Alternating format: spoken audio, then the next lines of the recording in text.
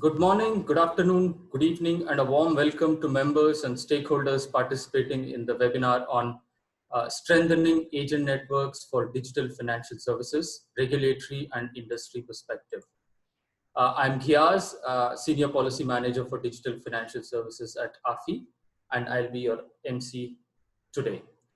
Warm welcome also to Mr. Norbert Mumba, Deputy Executive Director of Alliance for Financial Inclusion, for taking time to participate in the webinar.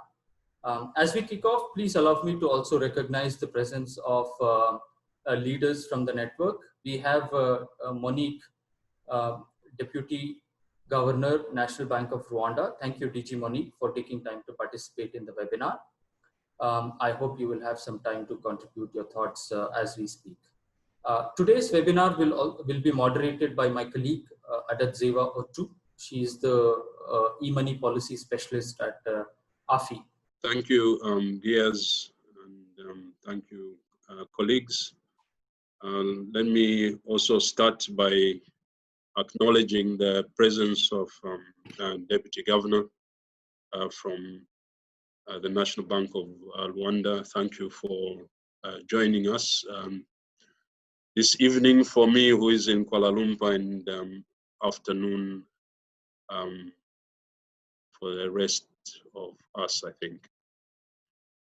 So warm greetings, everyone, and welcome to this very important webinar on strengthening agent networks for digital financial services.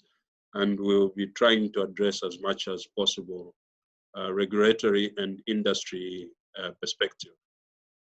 Obviously, trust that you are all well and in good health despite the COVID pandemic that is ravaging the world, and more particularly, we can see that the numbers are also accelerating in Africa. So let us, as much as possible, keep safe and also help our frontliners to manage and contain this pandemic. It is actually from that score that I would first begin by thanking all of you for the continued support and also making time to participate in yet another webinar. Peer lending, as you are all aware, and support is at the core of the AfPI network, and the objective of these webinars is effectively to promote that. So for us at AfPI, we continue your continued commitment as well as your participation in these webinars is not just encouraging, but is also critical to our agenda at ensuring that financial inclusion is effectively deepened globally. The unprecedented and significant shift from cash to digital financial services globally in response to the COVID-19 pandemic has necessitated the need for us to review the robustness of the agent networks in the delivery of digital financial services. This is especially critical in countries where agent networks are a critical link in extending digital financial services to the last mile, and also more particularly the unbanked. Colleagues, as we all know that with an estimated 228 agents per 100,000 adults, as compared to 33 ATMs and 11 banks per 100,000 adults, it is quite evident that agent networks are core to integrating digital financial services for financial inclusion. Given the sheer numbers and extensive outreach, it is not far-fetched for us to say that the effectiveness of DFS in financial inclusion for the last mile and vulnerable segments, such as women, youth, rural populations, internally displaced and forcibly displaced persons, and the informal SME sector, amongst others, is linked to the effectiveness of the agent system and network. We also recognize that luckily you as regulators and policymakers have taken note, and over the years we've witnessed continued interventions at enhancing regulation and practice of agent networks. So within our membership, we are witnessing increased reform and developments in specialized regulation for agent and branchless banking.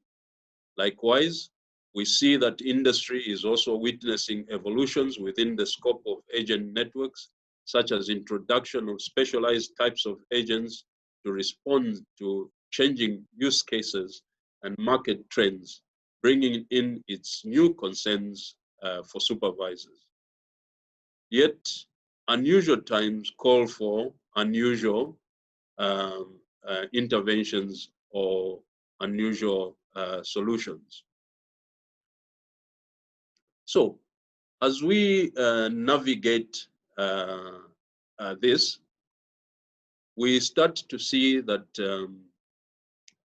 the growth in the usage of DFS via agent networks is important for us, and it is therefore equally as important for us to review its quality, efficiency, and safeguards at the last mile for vulnerable segments such as women, youth, and forcibly displaced persons, including the informal sector SMEs.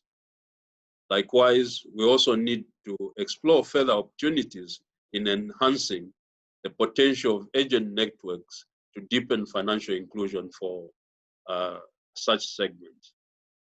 This therefore calls for us to re-strategize across all players, that is, whether you have regulators, financial service providers, or agent networks. There is therefore a need for a proactive approach to the cash in, cash out plus approach to ensure effective, secured, and sustained financial inclusion to the last mile and vulnerable segments. For our members in Sub-Saharan Africa, this is particularly very important as you host the highest number of agents. At the last count in 2018, we had 1.4 million active mobile agents. And also during the same year, we had up to 866 registered mobile accounts. These relative to the African population are quite high numbers. However, there's still more work to be done as we see that the pandemic nudges towards increasing digitalization. It is imperative to look at the role of agents within the perspective of digital transformation of financial services. Lastly, allow me to mention that we do not seek to reinvent the wheel, for we have taken note of the various innovations and progress as well as interventions across the network towards the strengthening of agent network for effective financial inclusion. Yet we also acknowledge that the capacities, efforts, and impact are not uniform across the network. This makes the case for peer exchange and peer learning of the experiences that we have gathered in this particular respect. Hence, this webinar is aimed to provide a platform to share best practices, key lessons, and industry trends in strengthening agent networks from both the regulatory and industry perspective. We anticipate that this will provide relevant ideas, the needed peer motivation, and network opportunity to enhance members' commitment to this agenda. Allow me at this point to thank all of you once again for your participation, and we look forward to an engaging conversation. I wish you all an insightful and impactful session. So good deliberation. Thank you. Thank you, Norbert. Thank you so much for those insightful remarks. Let me also at this point mention that the discussions from this webinar will feed into a policy framework that we are developing under the Africa regional initiative. So with that information, I will pass on the floor to Adedzeva Otu, who's going to be moderating this session. Over to you, Adez. Thank you so much. Hi, everyone, and good afternoon from Accra. And I hope we're all having a good day. So thank you, Norbert, for setting the tone for our discussion. And I think it's the right time for us to have a discussion about agent networks. Because as we all know, financial inclusion is about taking financial services to the last mile into the bank. And if we are going to get financial services to the last mile, then agents are the wheels that are taking the financial services to the last mile. So this is the right time for us to look at how has the journey been so far for this channel and how do we strengthen it moving forward. To help us undertake this conversation, it's a very diverse but yet very relevant panel. And to kickstart, I'll give them an opportunity, 1 minute each, for them to introduce themselves to us. Okay. So we'll start with Judith. Yeah.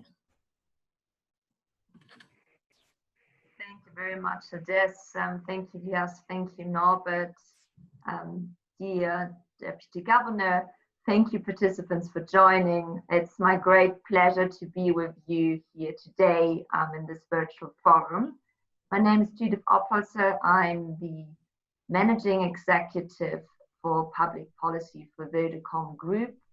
Vodacom will be familiar to many of those on the continent who have ever used M-Pesa, and I hope that many of you have.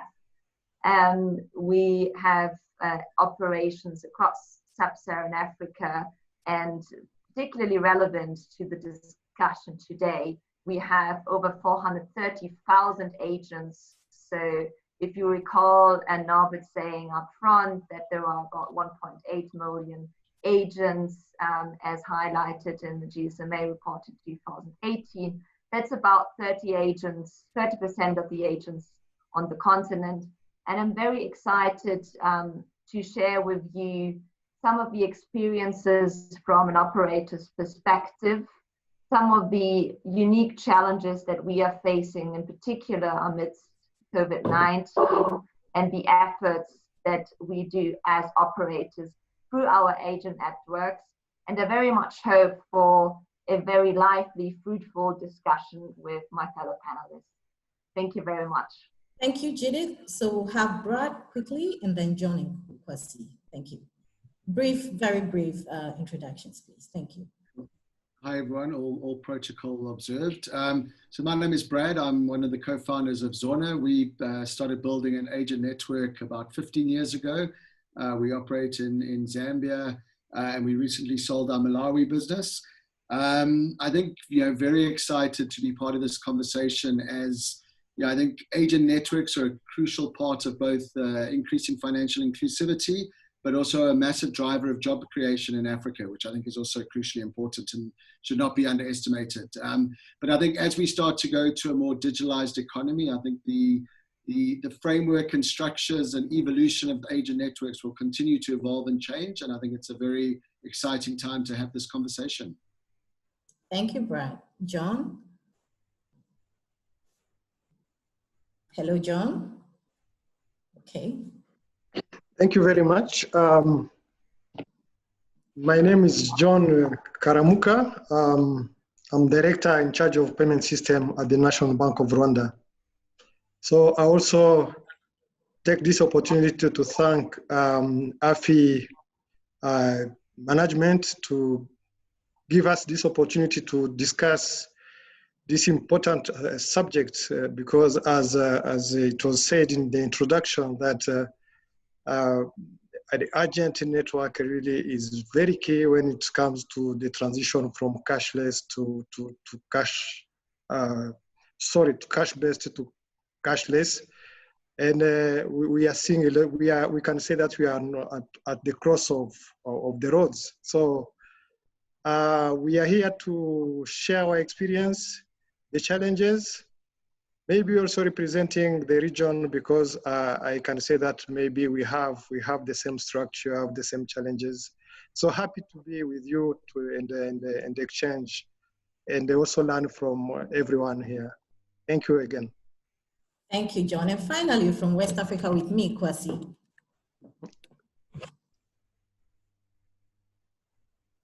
Thank you. I'm Kuassi from Centrale Banque. Hello, everybody, and distinguished panelists and participants. I'm responsible of digital unit in Financial Inclusion Department at BCAO. And I'm very pleased to join this panel to share our experience in our region and our perspective about the agency networking. As monetary of union of each country, we have a dynamic ecosystem with multiple providers and players. And the agent network is now, I think, a key focus of any strategy to spread the financial inclusion and access for people. So thank you. Thank you, Kuassi. All right, so let's begin our conversation now. And when we are talking about strengthening of agent networks, that means we do acknowledge that there are some gaps that are of concern to us which need to be strengthened. So to begin, to set a tone for our conversation, we want to hear from everyone, all our participants here.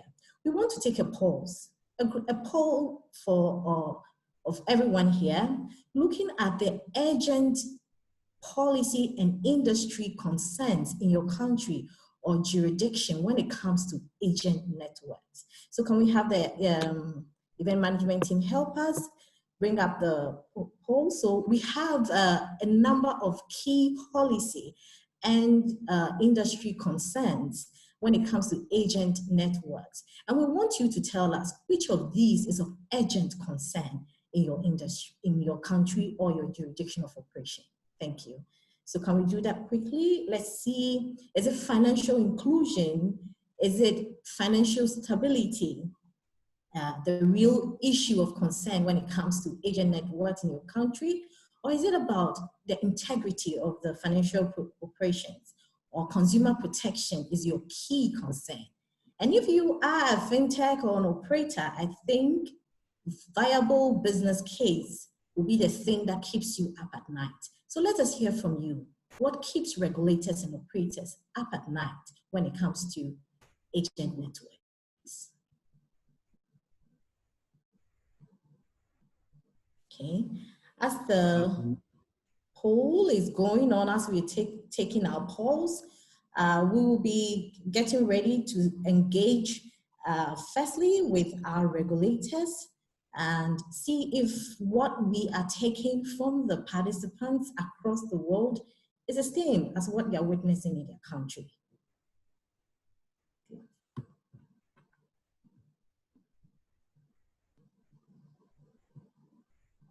Okay, good. And so I hope we are all done with the poll now, and can we have a look when everybody's done, our event team? Thank you very much. So let's kickstart. Okay, we have our results here, quite interesting. So majority of us say that when it comes to agent networks, the key policy concern for us, 68% of us are saying is financial inclusion. Interesting. And kind of followed with consumer protection, okay? And then financial integrity. And then viable business case, interesting, before financial stability. Good. So to our regulators, does this picture reflect in your country when it comes to agent networks? But we want you to tell us this by giving us an overview of the regulatory landscape of your country when it comes to agent networks. What has been the transition of the regulatory landscape concerning agent networks in your country? And what are the key pillars in this framework? So can we start with you, John from National Bank of Rwanda? You have a regulation on agent banking. What has been the journey so far? And what has informed the journey? And does it reflect in what other participants are saying are the key concerns in their country? John?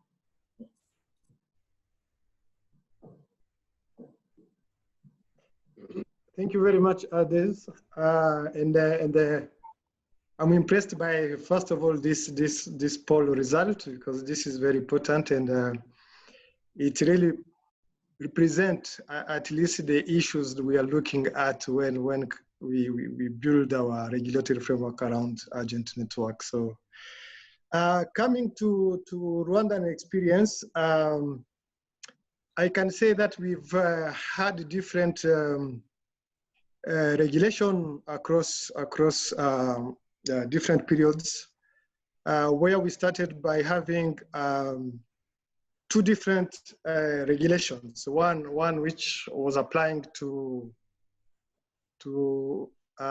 agent banking, and another one for MNOs. And after that, we realized that it was not really fair, and we realized that we had a kind of regulatory arbitrage when it comes to, you may find that same activity done by a bank agent and an MNO agent, you may find maybe the requirements were not the same. So in 2018, we came up with a new and a unique harmonized regulatory framework for both, which is activity-based. So whether you are performing, you are a bank agent or an MNO agent, as long as you provide the same services, the requirement will be the same. So that was the first basis of the regulatory framework, which maybe it tackles different issues related to consumer protection, like, for example, requirement to disclose and the fees, transparency, fair treatment. So we had different part, but also how do we onboard, do we recruit? So we try to make sure that this is also clear. But also in terms of integrity, so we also draw some requirements in terms of AML and CFT measures to ensure that at least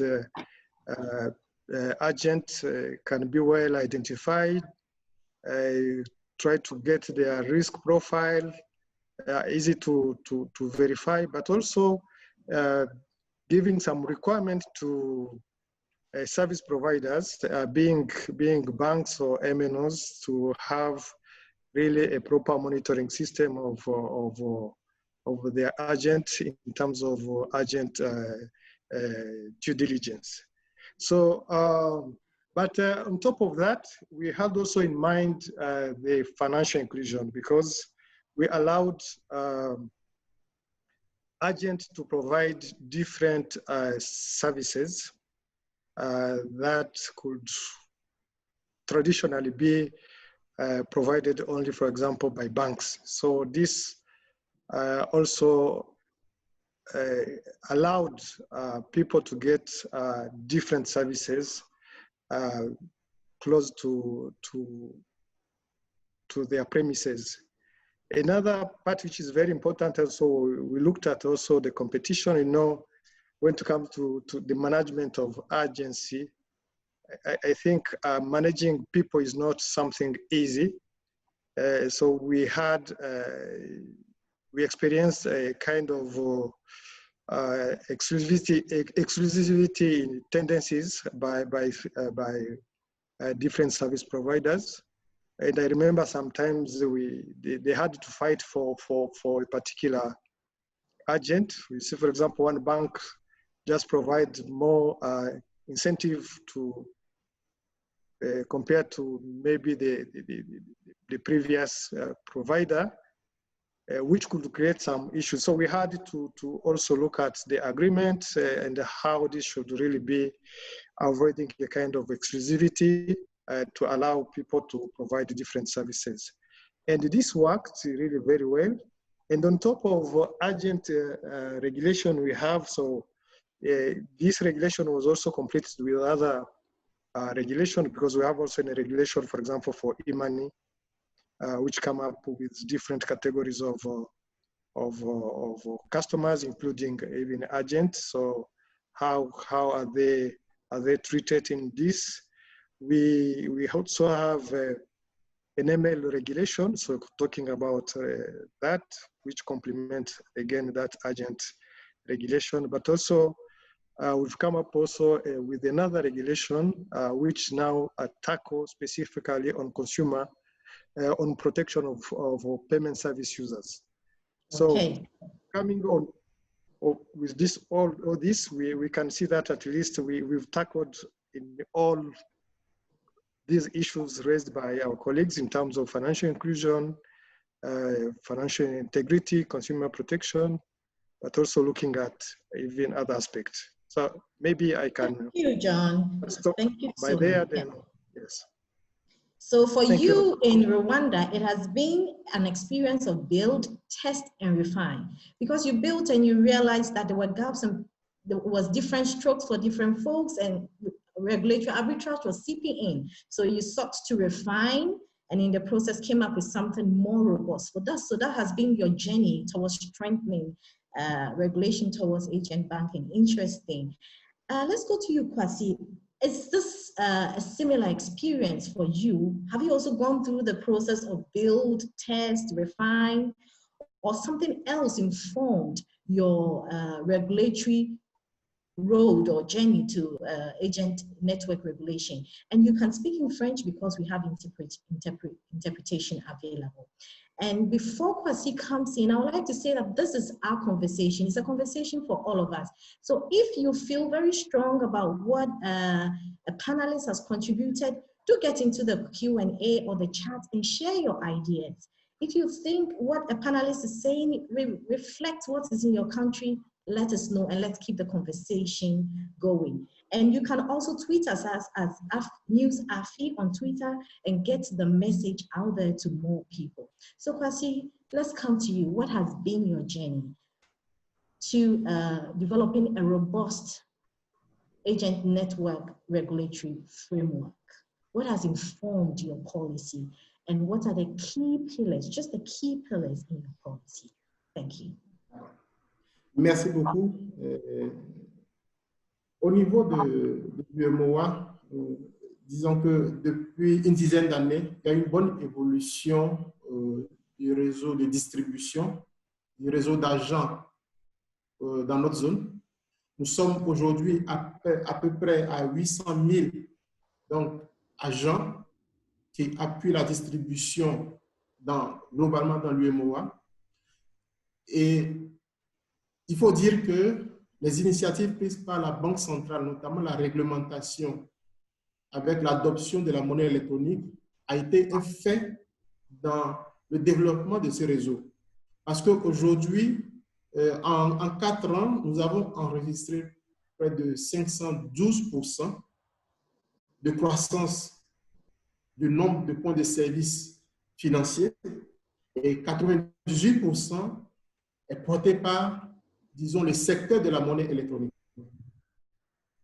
Et au niveau de la réglementation, nous avons, disons, plusieurs niveaux de cadre. Nous avons aujourd'hui, c'est à peu près un peu l'expérience du Rwanda, mais nous travaillons aujourd'hui à uniformiser ce cadre-là. Donc, qu'est-ce que nous avons aujourd'hui? C'est un cadre spécifique pour les services bancaires. Donc, à ce niveau, nous nous appuyons, ou les banques s'appuient sur ce qu'on appelle les intermédiaires en opération de banque. Il y a des contraintes là-bas parce que pour établir ou exercer en tant qu'intermédiaire en opération de banque, il faut une autorisation du ministre. Et il faut également déposer des cautions. Mais l'opérateur ou bien l'intermédiaire en opération de banque peut exercer les mêmes activités que la banque, c'est-à-dire la collecte de dépôts, également offrir du crédit et également délivrer des moyens de paiement sous mandat donc, de la banque. Donc ça, c'est le premier niveau que permet la réglementation. Le deuxième niveau, c'est au niveau de la monnaie électronique, justement, où depuis 2006 et après 2015, nous avons établi un cadre qui est beaucoup plus libre Et vous avez vu les résultats aujourd'hui, c'est 98% donc, de l'écosystème.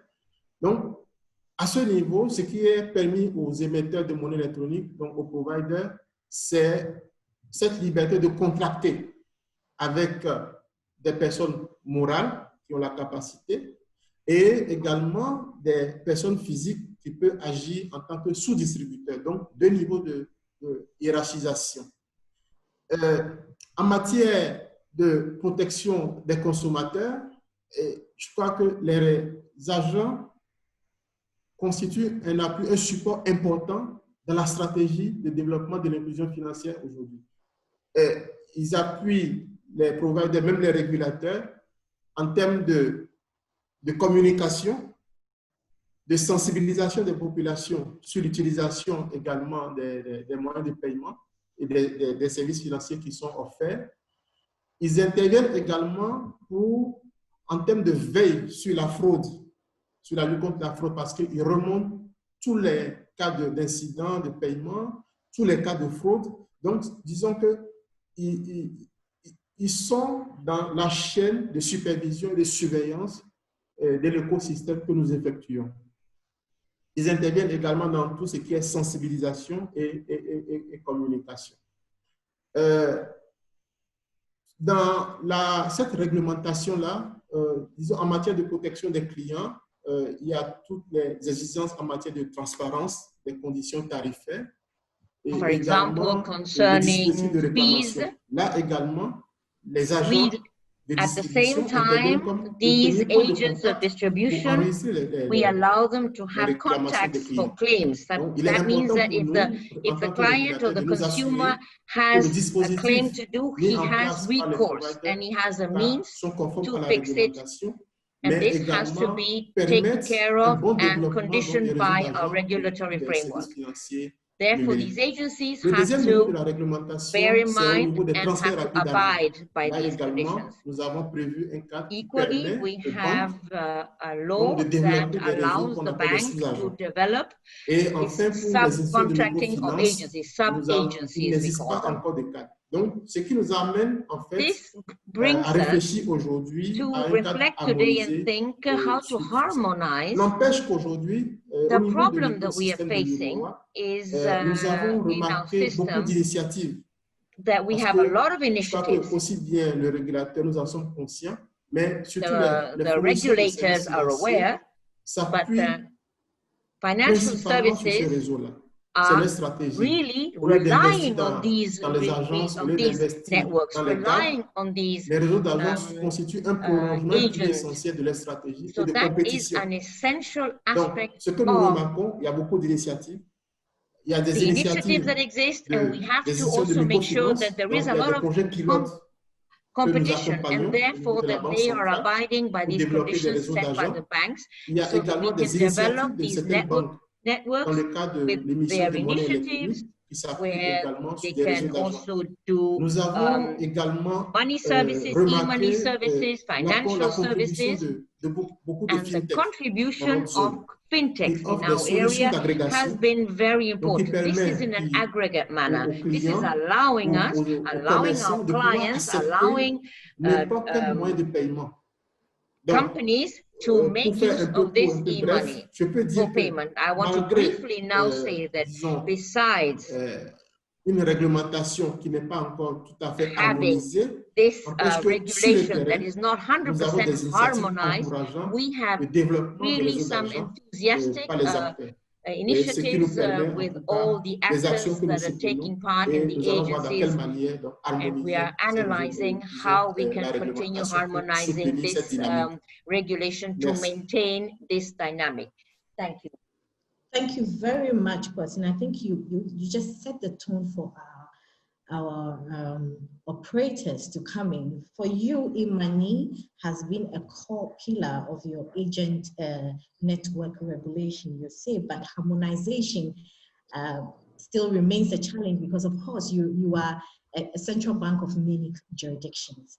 So I think that's quite interesting for you. And you did mention the critical role of fintechs to your regulatory landscape. So I think it's the right time to bring Brad in And they say that, I mean, we can have all the best regulations we have, but to test the effectiveness or the quality of those regulations is the implementers, those who are living in the regulation, the consumers and the implementers who can tell us how effective these regulations have been. So Brad, tell us, let us know from you, what is your thoughts on the regulatory landscape in the countries you're operating in with respect to enabling and strengthening agent networks? What is working or what has worked? Which regulatory aspects has worked for you? And what other things, what other regulatory issues do you think need to be improved or need to be introduced to ensure that the agent network framework is enhanced or enabled to develop? So you are going to give us a kind of a litmus test. You're going to give us the evidence of the litmus test of all the great things we are hearing from our regulators. How has it worked for you? What is your story from the field? Thank you so much. Thanks very much. I think every country and every regulator. Brad, I think you are muted, so you might want to unmute yourself. Yeah. Hi, can you hear me now? We still can hear you, Brad. We can hear you. We can, okay. Can everyone else hear? We can hear you, Brad. Okay. So can we hear you, Brad? I am heard. Hello? I think everyone can hear me, yeah. I can hear you. Cool. Okay, so let's, I think what I would say is each and every regulator is different in each and every market. I've been to one regulator who told me in God we trust, and all else we verify. So that regulator was very strict and was very much focused on a more banking model. And then other regulators I've engaged with have been very principally based, who have always decided that it's easier to engage in a principle-based regulation. So you can't regulate what hasn't been built before. So we've been very fortunate, especially in Zambia and Malawi, that we were able to have regulators that allowed us to run, allowed us to experiment, created sandboxes for us. And we found as long as we were very open and transparent with them and engaged them in a very proactive way, that they were able to support us and support the innovations that got scale. And then once things start to scale, you have increased risk, and then obviously you need a lot more focus on the risk management and the fraud management. I think one thing I would say when I saw those results, I always ask who's not in the room. And even in this call today, there's probably not any agents in the panel or in the audience. So we probably are missing the agent voice. And I think the agents are, their biggest concern will be profits, making money, financial viability. And I do think as we shift to a more digitalized agent network, the basic cash in, cash out margins will be eroded, which will mean agent profitability will probably decrease. So I think understanding how to future-proof agent networks in a more digitalized world will be important. And then I probably think the three things I would, the four messages I would share with regulators is it is a better model in such innovative and disruptive times to be more principle rather than rule-based. Until you have the scale, that means the rules are required. I do think when the elephants fight, the grass suffers. So making sure that the regulators in each market are aligned. So the central bank is aligned with the information and communication authorities, so that the operators and the mobile network, when they speak to the central bank and they speak to the information and technology providers or the communication authority, the messages are the same. I think continuing to invest in understanding the impact of platforms and how they will fundamentally change agent networks. And then I think the thing to really crack to have the impact everyone wants is around how do you build agent networks that can be sustained and operate efficiently in rural areas. And then I think also cracking interoperability. I think the mobile network operators and the banks are all starting to invest in their own networks. And they're trying to run these as closed network systems to create competitive advantage, market stickiness. which probably isn't good for the consumer, because then the consumer, you know, if their one network can't go to another network and allow the markets to transact. I understand why the mobile network operators want to do that, because they're investing a huge amount of capital in securing these services to their customers. But I think working out how to break into rural areas effectively, so you can really take services to everyone, and then understanding how to engage the MNOs and the banks in a constructive way around interoperability will be a big challenge for the regulators. Thank you, Brad. So for you, it's working, but more could be done. And for you, the key issues are harmonization across relevant regulators and the issue about interoperability. And you think regulators could facilitate this to better enable agent networks. I think for the conversation, but you need to listen to the MNOs, because you know they are making huge capital investments. So I think it might take time. Okay. So Brad says we should listen to the MNOs. So who is the best person to listen to here than Judith? So Judith, tell us, has this been the case for you? You have your footprint across Africa. What has been your experience with the various regulators, and do you share in some of the concerns that Brad is raising? He says you are the best person to listen to. So let's hear from you. And Judith has some slides, so we could bring them up in case she wants to use any of them. Judith, all ears for you. Thank you so much. I think very relevant discussion from my fellow panelists, and also very interesting to see the poll. I think I share very much the view that agent networks have been a critical catalyst for financial inclusion across sub-Saharan Africa specifically.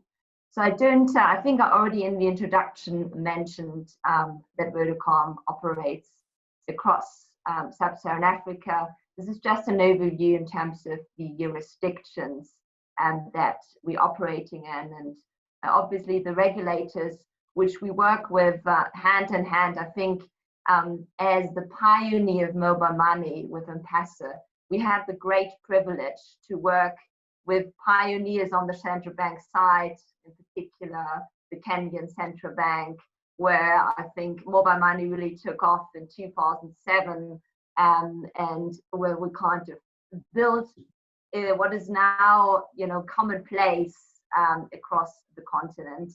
And which kind of leads us to this discussion around agent networks, how to future-proof, I think is an important point, agent networks in a fast-paced fintech environment. And I think just to kind of break it up into 3 key areas. So from an operator's perspective, you know, there is the early stage, the build, where you need to invest in building the agent networks that we are seeing now, that, you know, have benefited to a large extent the financially excluded, and I think it was highlighted up front. Then you have to, once you've built your agent network, which requires significant investments, you have to run your agent network, and then it's a question of constant innovation in terms of maintaining, adopting to market realities. Maybe if we can move to the next slide, just to provide a kind of overview on running an agent network from an operator's perspective. And I've split it into 2. So on the top, you see kind of the building blocks, and on the bottom, you see corresponding regulations that we find in most of our jurisdictions, and very much speak to what our colleagues from the central banks have highlighted up front. So first, we have agent onboarding. There, from an operator's perspective, it's important to get agent due diligence right, the contracting, the branding, and then, of course, if required, approvals and notifications and for these agents. Then we have kind of as a second step, and that's continuous. It's not just the onboarding, but a continuous journey. And I think that's also where a lot of the opportunities come in terms of the multiplier effects for the economies in which we operate in, from agent networks, is the agent training on the products and services, but also in terms of they're the front face of the customer. So education around this, and then also communication of relevant policies and compliance requirements, which are very important. And then it comes to the operational management and monitoring. I think one thing which we have refined quite a lot over time, and would be very interested to hear other views on that as well from the panel and the participants, is liquidity management. I think we've really evolved that. And then it's around overseeing agents' operations, commissions, as well as verifying compliance overall. I'm not going to dive into kind of the corresponding regulatory requirements, which are quite common, at least across the jurisdictions in which we operate in. But maybe just kind of to highlight the type of challenges and innovations that we've faced. I think one of the challenges. Judith, we'll come to the innovation very soon. We'll come to the innovation in our next round.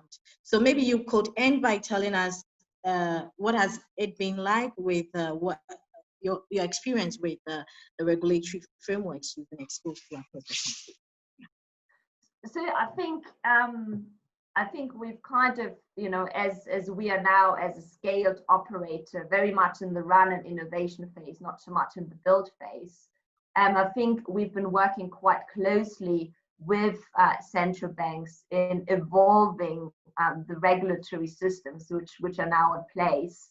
And that has been a very positive experience. And we continue that type of relationship as seeing ourselves as well as the pioneers. I think in terms of the bottlenecks that have been, and some have been kind of slowing down agent network build in the early stages, were in particular approval requirements. Obviously, when you want to build a network at scale with many agents, what works better, and we have that now in most jurisdictions, is notification requirements. So that's kind of in the early stages. And now kind of as we are moving into everything digital first, I think there is a lot of where regulation now kind of needs to almost be looked at through that lens, which requires an overhaul of some of the regulation that starts from eKYC, biometric registration, but also with the requirements for rethinking how platforms can operate and benefit from scale across the continent. One example, which I would love to discuss with the panel, would be in particular around AML screening, centralized platforms that utilize big data, artificial intelligence learning, will largely, and are already reforming the space. But I think on the regulatory side, there's also some overhaul required to ensure that, for instance, data in an aggregated, anonymized form can be taken out of country to benefit from some of those innovations. Great, those are really great insights, Judith. Thank you very much. And I think Judith's insight does highlight one question for us regulators, and we want you, John, to try and give us some insight to that. Judith did mention that the roles and the operations or the framework of agent network is changing, especially with increased digitization. And we also know that agent networks are very expensive. It's a large deployment industry. As a regulator, John, how are you innovating to meet the changing roles and use cases of agent network, as Judith is pointing out? in supervision, especially because you did mention that consumer protection is an issue to you. So as digitization is coming up, Judith is saying that their roles are changing, their use cases are changing, and I think regulation should change to address the changing scope of agent networks. Are you undertaking any innovations to address these? Any innovation in policy to address this, John?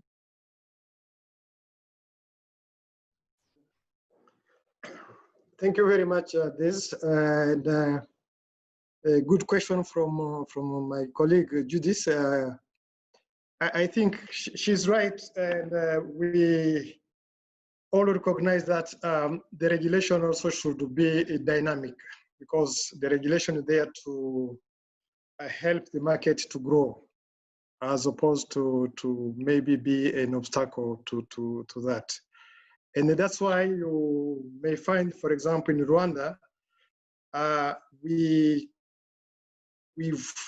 have a kind of what I can say a regulatory laboratory, because after the regulation is out, at least we come back and say, are we right? Is something changing the market? Then we talk even to different players and the stakeholders to make sure that at least we make the regulatory framework dynamic and to adapt it to the market. So coming to this issue of agent, and then maybe this is something maybe we will discuss again when it comes to the rest of the topics, especially during this COVID-19 experience, where we are seeing now, for example, the cash out moving from physical cash out to digital cash out. So that's it, and we've been impressed to see now that even digital cash out in terms of numbers and the value, they're even picking up than the traditional cash out. So the question from us is now to discuss with the players and say what is next, not only on the regulatory framework, even the business-wise. So if, for example, telecom have been making money throughout the cash out, if I'm not wrong, the biggest part of their revenues are coming from the cash out revenues. So as now we are moving from that agent network and build, for example, the merchant network today. So what are the new requirements? What are the new risks? What can we facilitate? Because the regulation is not just there to look at the risk, but also facilitate also the market to develop. So I totally agree that we need to start thinking on the new model that is coming, especially that we are moving towards really more digital financial services as opposed to the physical outlet we are using to. So I totally agree, without maybe going into much detail, that that dialogue between different stakeholders, being the regulators, between regulators and the government, between the regulators and the service providers, I think is something we must look at, because we are seeing, for example, new risk that we are not there even before with the physical agent network. So I do agree that we needed to be proactive and ensure that at least we respond to market change. Great. John, thank you very much for that insight. So you do agree that there are some gaps, and the agent network model is kind of really evolving very fast, and regulation needs to catch up. Kuassi, is that the same for you?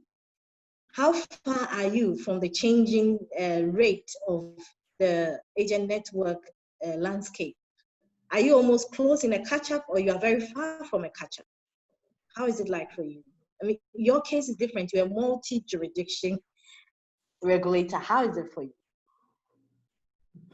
Merci beaucoup. C'est vrai, nous sommes dans un écosystème en pleine évolution. This is a system that we have that is in evolution. We haven't completed it. Un changement d'approche. There is a change in the way we are handling the fintech, for example, to develop at the same time an innovative system. We want to put in place a laboratory of innovations with specific regulations for the fintech. And in this lab, we are going to take into account these innovations together with the regulators.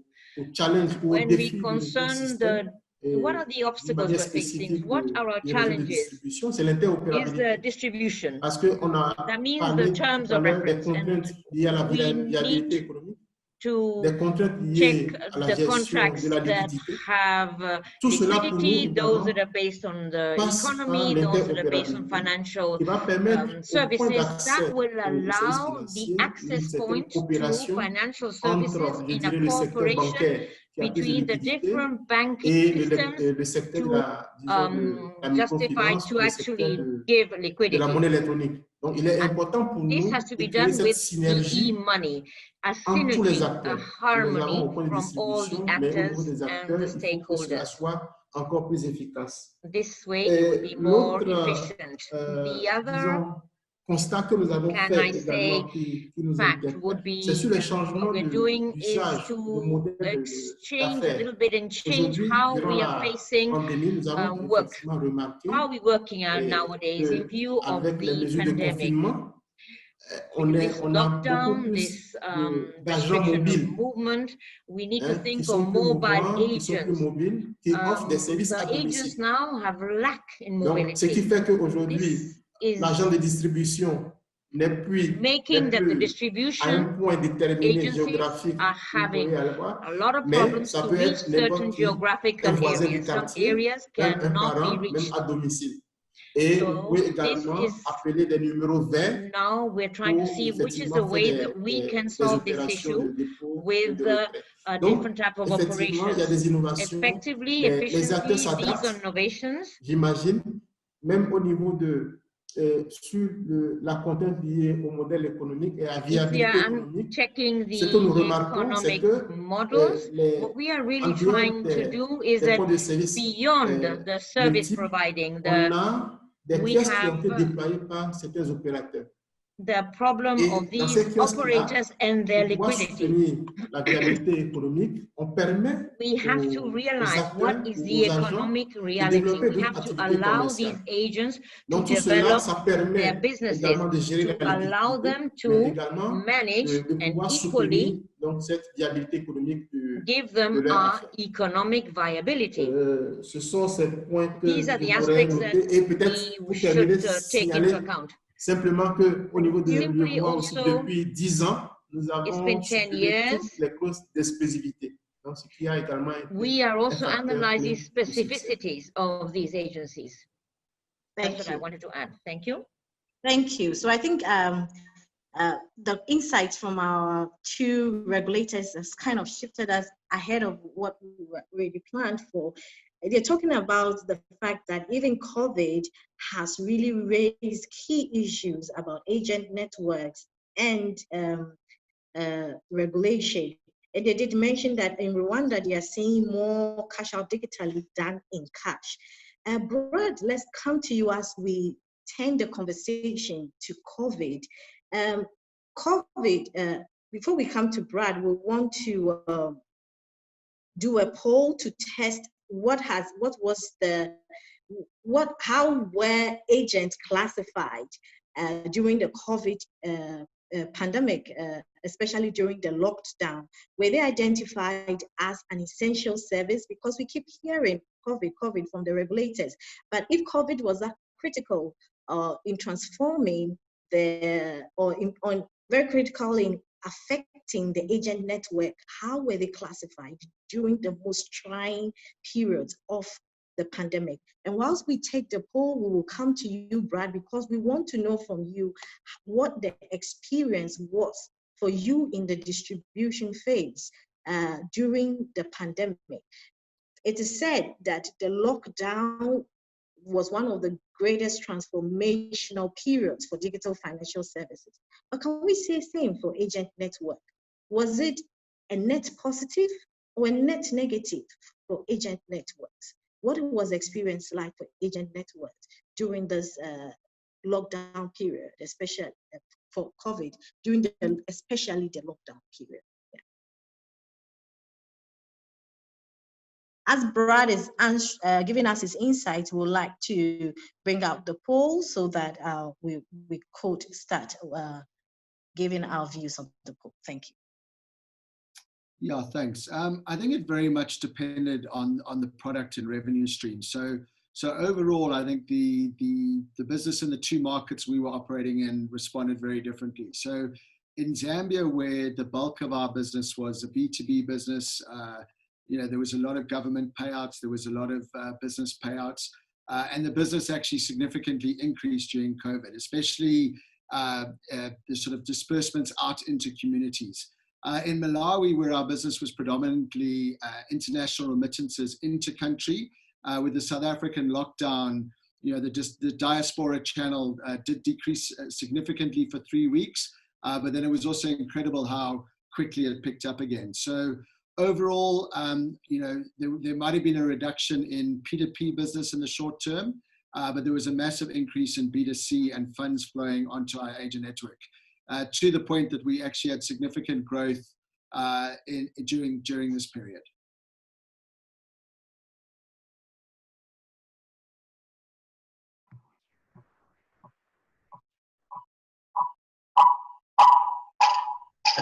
Are you able to hear Brad? Can you hear us? Brad, can you talk again? Hi, sorry, can you hear me? Hello? I can hear you, Brad. Oh, perfect. Adis, can you hear us? Yes, I can. But Adis, you're muted. I can hear Norbert, I can hear Gehaz, I can't hear Brad. Wow. Well, maybe in the interest of time, we could have a look at the poll result and then continue with the conversation. Adis, thank you. Okay. So can we have a look at the poll results, please? Okay, so for many of us, our countries identified mobile money and agency banking as an essential service during the lockdown and allowing them to operate. As we try to get Brad to connect, I think we can move to Judith to give us her insights from the field. What has been the experience of Vodacom or M-Pesa from the field, especially concerning agents during this period? Thank you, Judith. Very much. I think I will kind of build a little bit on what Brad has shared. I think what was critical, of course, at the beginning of the outbreak of the pandemic, and of course we're still in the midst of the fight, was really that essential service declaration, so that we can continue serving our customers across the countries of operation. I think the second part, which became more challenging during COVID-19, was liquidity management, in particular for our agents to get access to cash rebalancing points. And I think this has moved out now over the last month or so, but particularly to kind of give one concrete example, in the DRC, there were real constraints in getting access to liquidity, because not only through the lockdown did our agents needed to adopt a different operating model, but banks also reduced their working hours. So the access to kind of liquidity into the system became more challenging than it usually is. And then the last element, which I think is the most important one from an operational perspective, is keeping everyone safe. it's kind of the prerequisite that you can continue offering your service. But for us, it was about equipping our agents and our distribution network in a way that they can operate in a safe manner and interact with the customers as well. And I think one initiative that we rolled out more widely across our footprint, worth noting in that respect, was in Mozambique, where we equipped our agents with a bucket of water and soap, and enabled them basically to, across our distribution network, transform their agent booths, their stands, into hand washing facilities. And that did not only benefit, of course, customers, but it has a much wider ranging effect, because not only our customers were eligible to wash their hands at these hand washing stations, everyone was, if they ensured that the safety distances were adhered to. So I think that that's just to share kind of a couple of anecdotes and what our experience was and is on the ground. Unfortunately, the pandemic is still with us and is not over. And I think we need to continue and working together in our efforts to combat it. Great. Thank you very much, Judith. And so we go to the regulators. You mentioned COVID a lot as presenting key lessons when it comes to agent network. Would you say from hindsight, you've really learned a lot of lessons from the needed regulation reforms that are needed to strengthen our agent networks? What will be your 3 top recommendations coming out of the tough part of the lockdown or the tough part of the pandemic? We are moving into recovery now, but what are the key lessons you have picked from the lockdown phase? What will be your 3 recommendations based on those lessons? So I think we can start with Kuassi here. Briefly, what are your 3 key recommendations, policy recommendations, based on the lessons from COVID? Merci beaucoup. Thank you very much. But before talking about these recommendations, I would like to precise that during this crisis, the Central Bank, or BCAO, had taken measures to give access to financial services, 3 months of non-payments of debts and access to money, and then enabled to open accounts. We also registered an increase of deposits in all the e-money wallets. And this was thanks to the contribution of this network of agents that helped us. For us, what are the learning, our perspectives in our ecosystem, considering the agencies, is to implement a framework that is adequate. Secondly, is the challenge of interoperability, to work together, like I mentioned before, in harmony. At the same time, talking about infrastructures of localization, localities. Today, it is true that the network is developing, but the population has still difficulty to access this because of the COVID pandemic.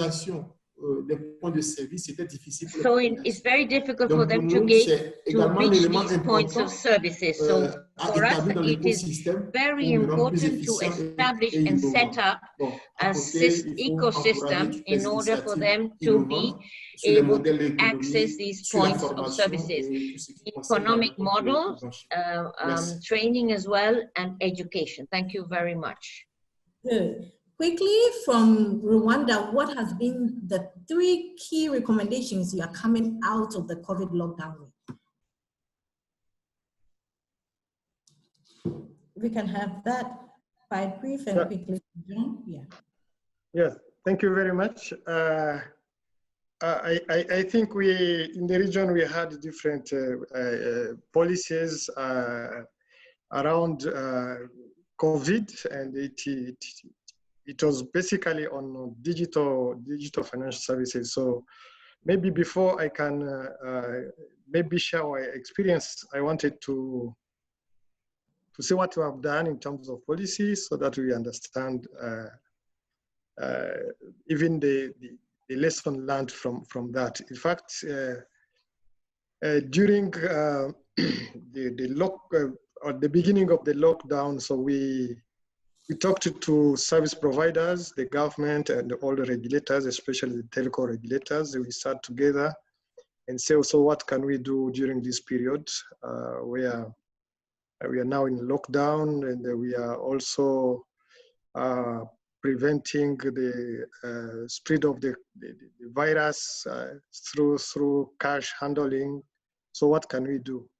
So we looked at some use cases that can facilitate the public during this period. And we took some measures on that. And these are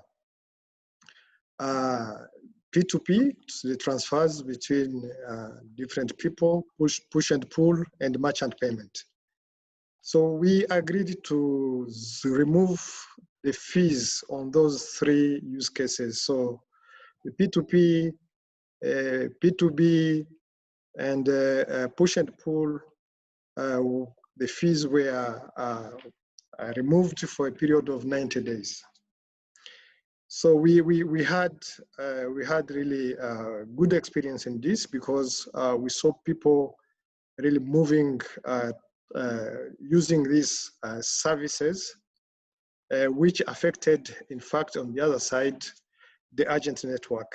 Because when we look at the statistics, we saw the P2P really growing up, pull and push growing up, and merchant services as opposed to cash in and cash out. So the trend was opposite when it comes to cash in and cash out, compared to those use cases I've just referred to. So what we've learned from COVID, I think we had a lot of lesson, but maybe I will talk about agent network. First of all, what we saw, yes, we have good regulations and how they should be implemented. But as we are having a bigger size of agent, I think the implementation and the compliance by service providers is becoming challenging. That's something we've learned. Second, we've learned that if agents are not well managed, they can kill business, they can kill the reputation of the system. We saw some agent-driven frauds. For example, because of the pricing, you remember we removed the fees for those three cases. So what we've learned, that, for example, using the free P2P and the free merchant services to circumvent the fees that should be attributed to the service providers. So this really was a threat to the business model of the service providers. But on the other side, also we saw, for example, fraud committed to consumers because of free-to-pay. Instead of cashing out in the normal process, they could tell you to send the money to their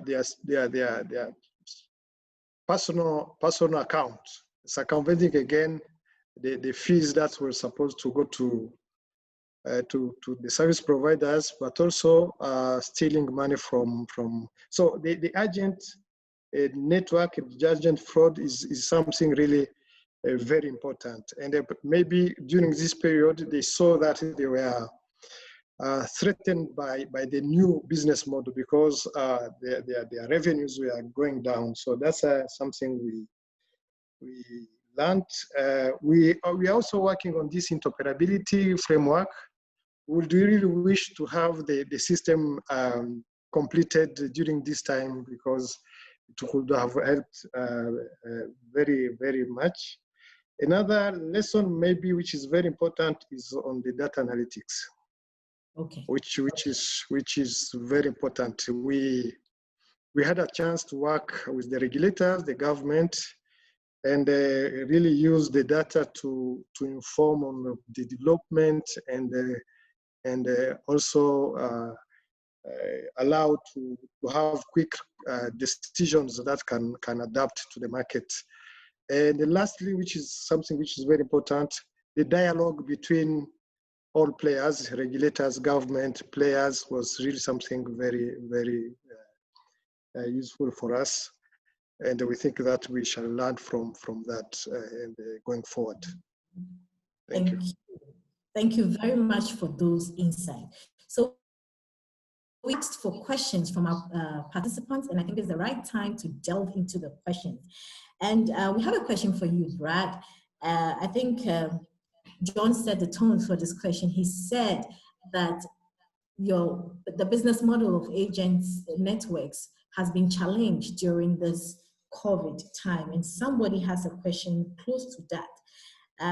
The question is, we are seeing many financial institutions trying several agent model between managed in-house versus fully outsourced. What are the learning that we can extract from the Zona model? Brad, I hope you can hear me. Go ahead, I will get your feedback via another channel. So I think our model was always based on one of entrepreneurship. We felt the biggest impact and ability to create jobs was through entrepreneurs. So, yeah, that ability to build an entrepreneurial network where the network was built off hard work and sort of skin in the game and being part and parcel of the solution. So as an ecosystem and as a business, we were always very partial to the entrepreneurial route.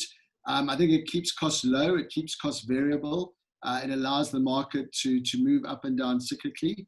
I also think if you want to rapidly scale something, to do it with employees at a sort of a head office command and control approach would be very difficult. So that ability to scale fast and to scale wide does work very well with entrepreneurship. I think then you have to marry the culture of entrepreneurship with your sort of key stakeholder, be it a bank or an M&O.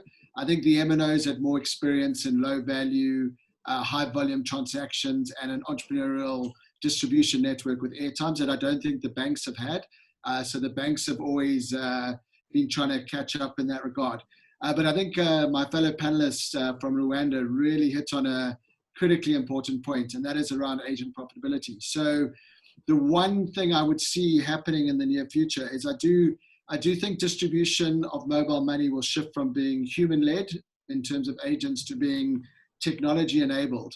And by becoming increasing technology-enabled and seeing an increasing decrease in cash in and cash out, I do think you're going to see a lot more push and pull payments, and you're going to see a lot less dependency on this cash in and cash out over the next 5 to 10 years. So how we built the Zona agent model 15 years ago is not the way I'd go and build it today if I was a bank looking to get into this. Okay, Brad, thank you very much for your contribution. And we'll go to you, we'll come to Judith. Judith, what do you think? What are your thoughts on the future of agent networks? You did highlight that the digitization is going on, and John did mention that you are seeing more digital cash out than cash-based cash out. So someone wants to know from you, Judith, that what is the future of agent network and what regulatory reforms do you think are required? Yes, thank you very much. And I very much share the observations from John and Brad. What we are witnessing and what we are going to see over the next 5 years, 10 years is really kind of the digitalization. And if mobile money or fintechs are successful, that means that it's going to move into an ecosystem world, and it's less so what has been described as the cash-in, cash-out model. And that means that agent networks as we know it will transform quite dramatically over time. And there is then a question of what role the agents of today are going to play in the future. And I think there are many other opportunities and options in terms of that because of the skills that they have through running the agencies that they have today. So I think the notion of maybe let's kind of stay in the near future because that's for us humans, that's always more easy to digest. But the near future is very much moving into digital first. And I think this has been accelerated, and the need for it has been accelerated by COVID-19, by the pandemic, where we want to limit the kind of physical interaction in some respects. And what is critical there is, in particular, in terms of the onboarding and operations, that digital first can happen. So that means coming to the question of agent onboarding, KYC, that eKYC is available and implemented. And I'm sure that John can kind of share the experiences in Rwanda around that from a regulatory perspective. What is also very important in the kind of next 1 to 3 years, so to speak, from a regulatory perspective, is the enabling of more scale platforms in particular, and I think it was highlighted as well by Kuassi in terms of fighting fraud that we're still battling with in our agent networks and as an industry. And I think through data analytics in particular and big data applications, we can get a lot better in combating that. And the kind of correspondence of that is big data, just to simplify it, works by having a lot of data, as the name suggests. And that means the more data one can crunch, the better the predictive systems become behind that, and the better we as operators then can, for instance, combat fraud. And I think their regional efforts and global efforts are very much needed.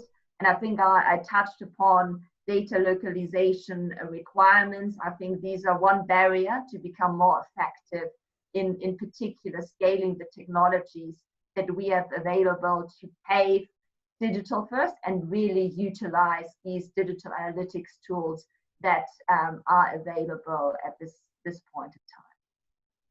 Thank you very much. We have a question from Erica from the Central Bank of Liberia, which I think would direct to Kuassi.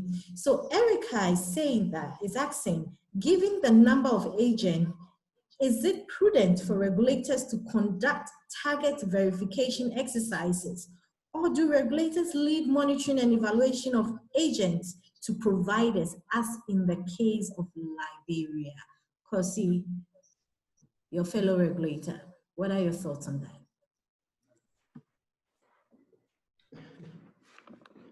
Merci beaucoup. Thank you.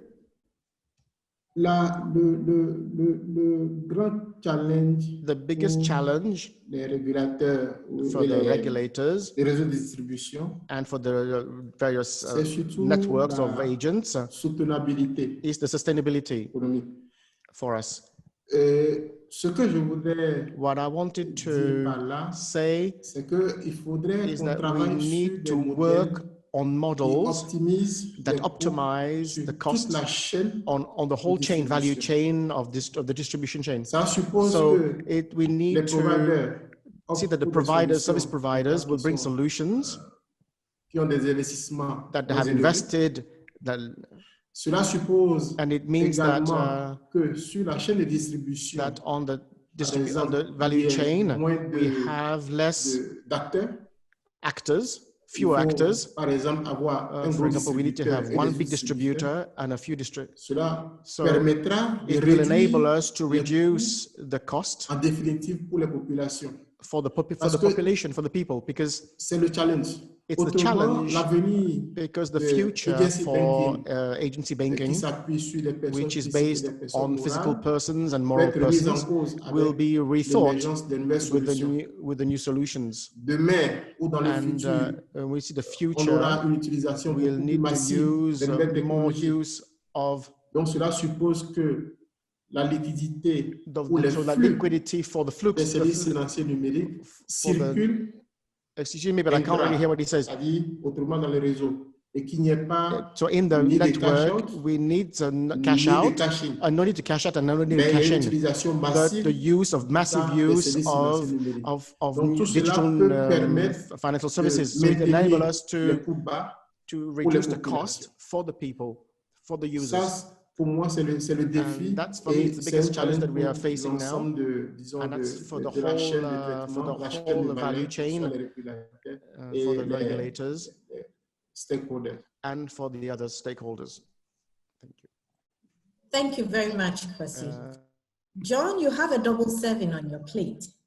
The first question for you, John, is how are issues around exclusivity resolved, like branding, liquidity management, fungibility, etc.? Then the second question for you, John, is that you talked on regulatory laboratory, an innovative idea, concept, if you ask me. You said you have a regulatory laboratory approach to promote development of agent networks in Rwanda. Please clarify if this regulatory approach is premised on regulatory sandbox, or the country has adopted regulations following innovations where disruptive innovations are permitted, even in the absence of regulatory frameworks. In this regard, the regulator will find regulations to promote innovations later. So in summary, they want to know more about your regulatory laboratory approach. Is it the same as sandbox? So that's your double portion, John. Thank you very much.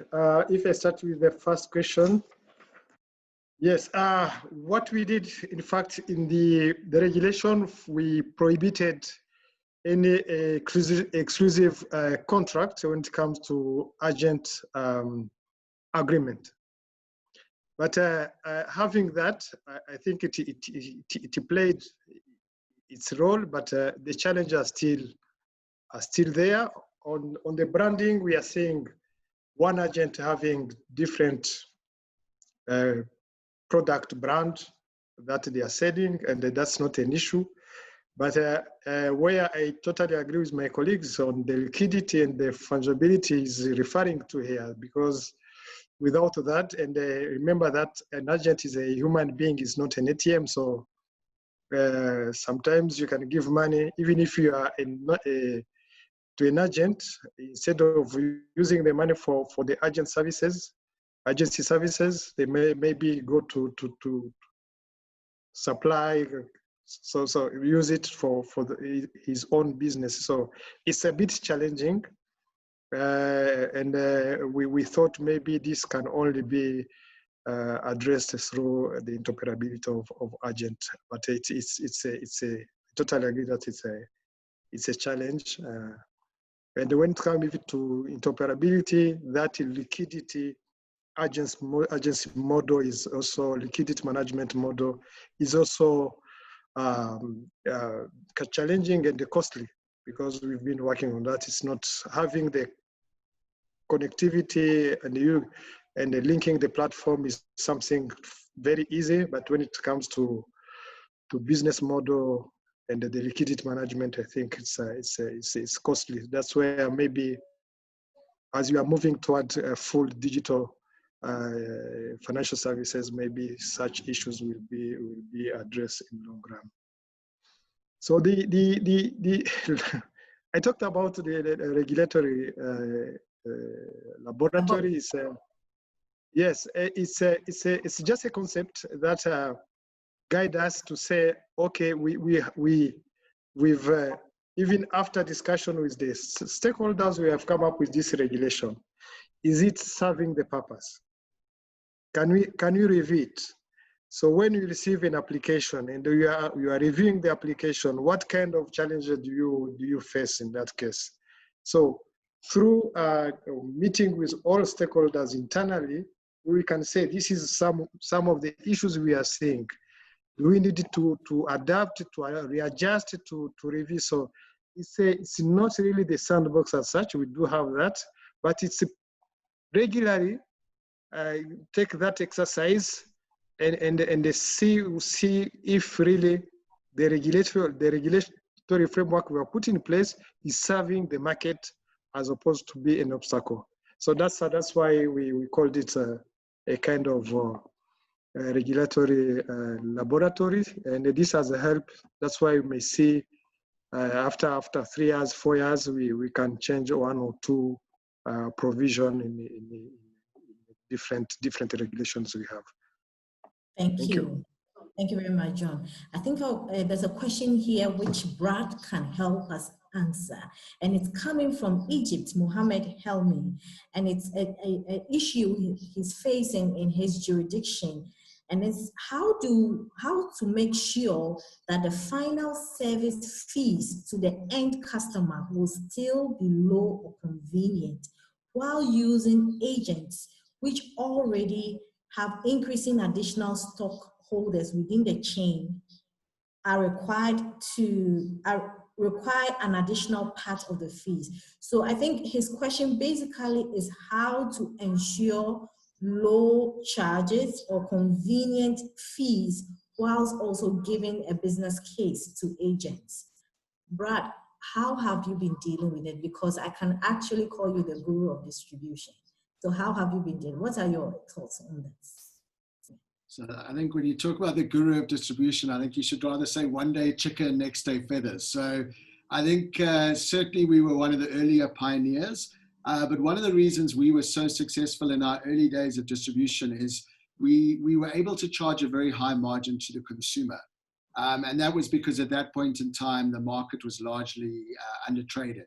And because we were able to charge a large fee to the consumer, we were also able to incentivize our agents very effectively, which made sure our agents were very profitable and very committed. The problem once the payments started to be commoditized and the mobile network operators joined the fray and the prices came down, that pricing pressure of the customer wants to pay less, but the agent still needs to make lots of money became more about a volume game. And when we were able to drive volumes, we were incredibly successful. But then when the mobile network operators and mobile wallets started to get more traction, then you have the higher price, which is not good, and the declining volumes, which is not good. So we actually had to totally repurpose our business. We repivoted it to actually be a B2B model. So rather than competing with the mobile network operators, we turned them into being our customer, both in terms of putting electronic onto their wallets, and also making our own agent network distribution model independent. But I think the question is such a good one because on the one hand, you've got customers who want a fair and low price, and you've got an agent model that wants to make money. And I do feel that will be the disruption in this agent model, and it will be led by tech. I know Judith mentioned AIs, platforms, data. The more these things start to become part and parcel of the way business is done, I mean, tech exists to drive down costs and increase efficiencies. And the more tech does start to do both of those things, the human-led agent model will become too expensive and will become at risk. Thank you, Brad. I think that something that comes out from your presentation, your answer is competition will do the trick. Competition's always helpful. And we can move to, I think we can move to Judith now. There's a question here which Judith seems to be the best person to answer here, and it's from Sachin Basel. And he's saying, the question is there any rough estimate of the percentage of agents who are profitable or sustainable? Do we have an average amount of money, let's say a benchmark, needed to be made by agents per month to stay interested in the agency business? So I think in summary, his question is, what is a business case for an agent? So I think, you know, there are multiple business cases for agents. It's obviously there are agents who do that full time, and then there are agents who kind of do that and many other things. So we see both. So it's difficult to kind of give a rough estimate. I think it would be the same in terms of country by country. How much earnings do you need to make a living?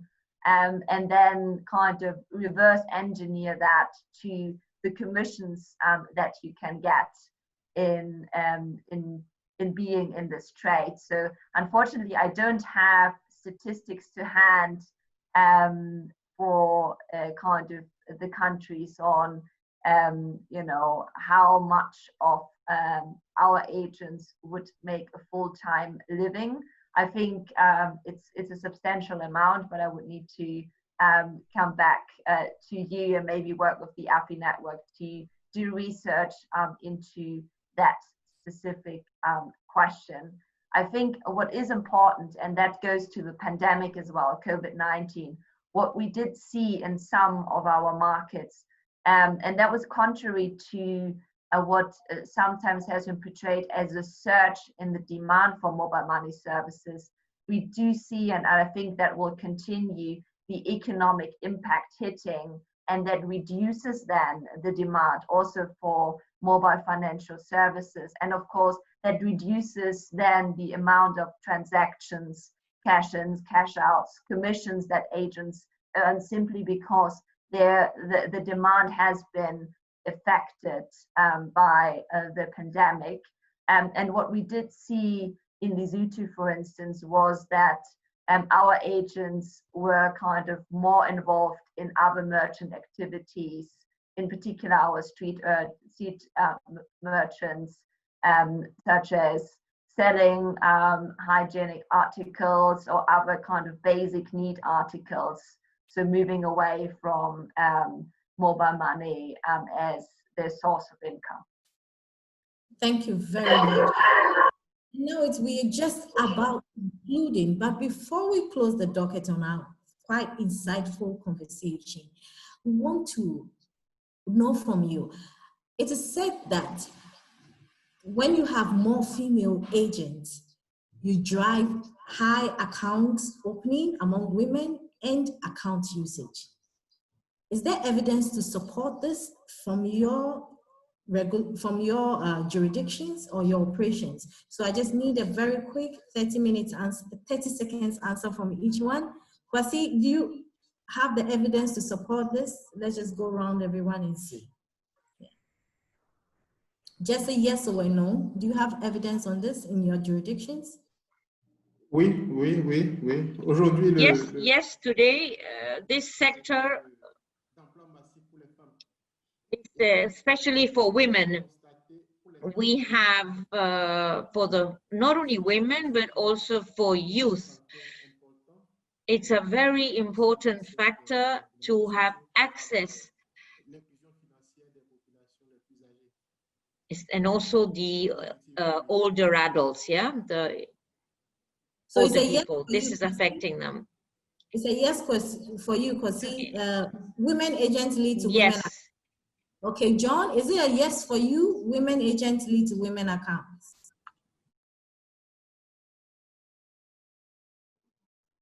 Hello, John, is it a yes for you? Hello, can you repeat? Can you repeat the question? Maybe. Have you been able to find evidence to confirm that more female agents drive high accounts by women in usage? Okay. We know the in general the role of women in financial inclusion. By the way, that's very important. I think we have some studies that have been made not on the agent but on other aspects, like on digital credit, where it has been proved that they are more rational than men. But when it comes to agent as a driver, women as agent, I don't have any evidence now. And we are still struggling there, because when I see the numbers here, men still dominating the industry. Okay, so John is telling us men are still dominating the agent industry. Brad, is it the same for Zona?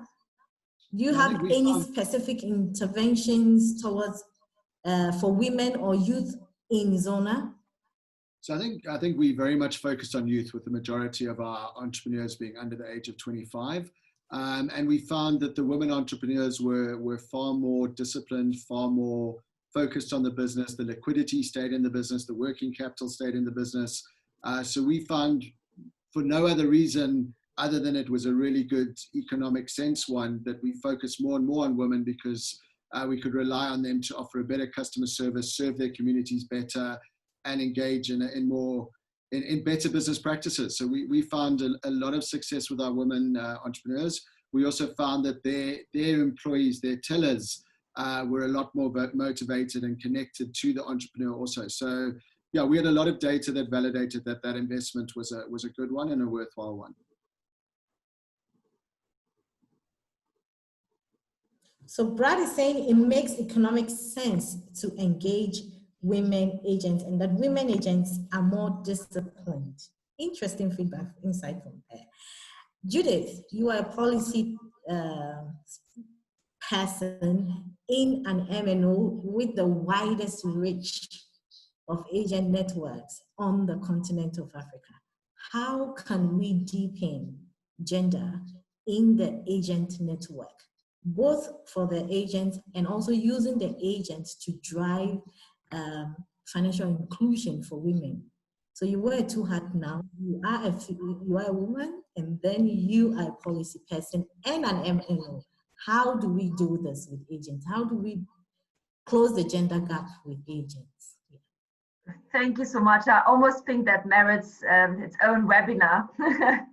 So I will try to be as succinct as I can, because obviously this is a topic with many dimensions that need to be considered.